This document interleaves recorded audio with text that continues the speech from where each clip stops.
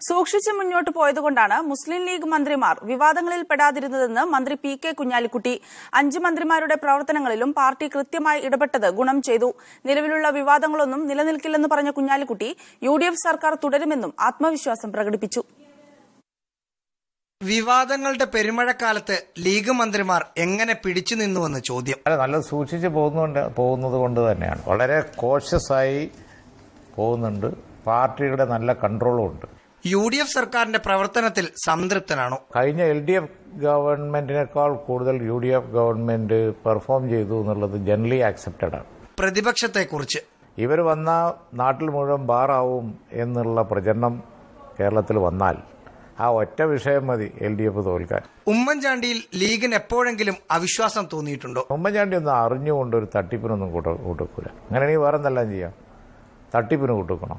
ബാർക്കോഴയിൽ KM മാണിക്ക് അനുകൂലമായി നിൽക്കാനുള്ള കാരണം? അഴിമതിയൊക്കെ കാണിക്കണമെങ്കിൽ ഓരോ സമയത്ത് എന്തെല്ലാം അവസരങ്ങളുണ്ടായിരുന്നു, അപ്പോൾ ഒക്കെ കാണിച്ചുകൂടായിരുന്നു. ഇപ്പോൾ വന്ന് ബാറുകാരെ ഇരുന്ന് പൈസ വാങ്ങി അഴിമതി കാണിക്കേണ്ട കാര്യമുണ്ടോ? തിരഞ്ഞെടുപ്പ് അടുത്തു, ലീഗ് അധിക സീറ്റ് ചോദിക്കുമെന്ന് കേൾക്കുന്നു. കേട്ടത് ശരിയാണോ? ഞാനിപ്പോൾ അങ്ങനെ ഒരു കമൻറ്റ് പറയുന്നത് ശരിയല്ല, അത് വാർത്തയായി പോകും. അതുകൊണ്ട് ഞങ്ങളൊന്നിരിക്കട്ടെ എന്നിട്ട് പറയാം. റഹീസ് റഷീദ്, മീഡിയ 1, തിരുവനന്തപുരം.